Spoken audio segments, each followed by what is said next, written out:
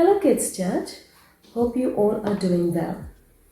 As you know that this term we are going through the book of Daniel, and today we are going to see what is written in Daniel chapter 3. I strongly recommend that you read this chapter by yourself, and if you can't, then have someone read it aloud for you. However, at this moment, let's have a look at what is actually written in Daniel chapter 3. So, there once was a king, and his name was Nebuchadnezzar. Now this king, he got an idol made out of gold. Now this was a very huge idol.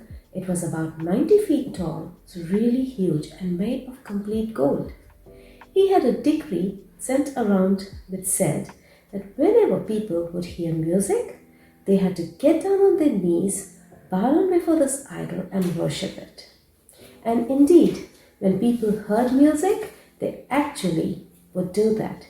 They got down on their knees and they started worshipping the idol. So as you can see here, we have these people who are getting down on their knees and they're worshipping the idol. But we can also see that there are three men standing on their feet. They did not bow down before the idols. Do you know who these three men were? Let me tell you. They were Shadrach, Meshach, and Abednego. Now these three men did not bow down or worship the idol. Obviously, when the king came to know of this, he got very angry and he commanded his soldiers that these three young men be brought before him.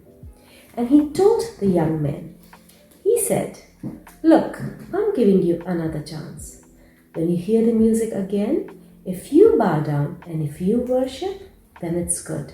But if you don't, then I'll have you thrown in the hot, blazing furnace." Now, what do you think these three young men did when they heard about this? Do you think they let fear take over them and decided to worship the idol? Or do you think they stood their ground and they did not worship the idol? You are right. They stood their ground. They replied to the king, "We want you to know, King, that we are not going to bow down before the idol or worship your idol, because we know that our God is going to deliver us." This is what they told the king. And they said, "And even if God does not deliver us, we are still never going to worship any gods or bow down before any idols. We would want you to know this, Majesty." Wow. This was their answer. But do you know what happened because of that? Oh, the king got so angry. He got so angry that he told his soldiers to turn the furnace double hot than what it was already. And he commanded Shadrach, Meshach, and Abednego to be thrown into this hot, blazing furnace. Now, the soldiers who actually came to put them in fire, they got burnt because it was so hot. But you know what?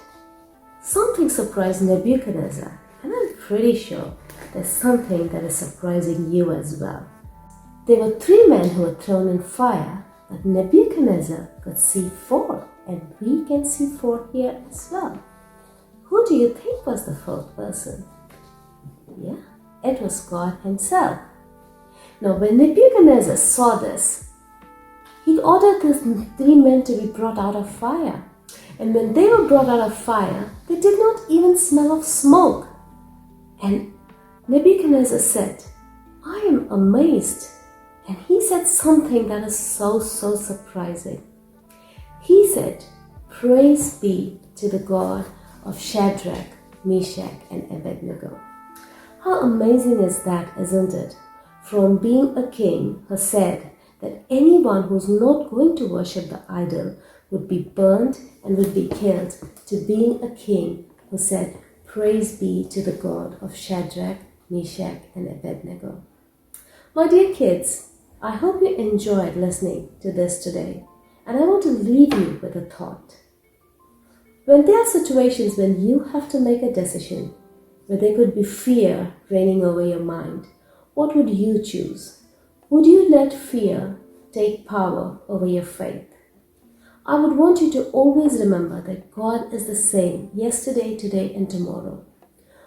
When He said that I'm not going to leave you nor forsake you, believe me, He is not going to leave you nor forsake you. So next time there's a difficult decision to make, you know that you can stick by God and He will take you through. On this note, I would like to leave you with this thought, but I also want to remind you that you have the Google form to fill out, type in your answers, choose in the right answers, and send it across to Heidi. See you again next week. Till then, be safe and have a good time.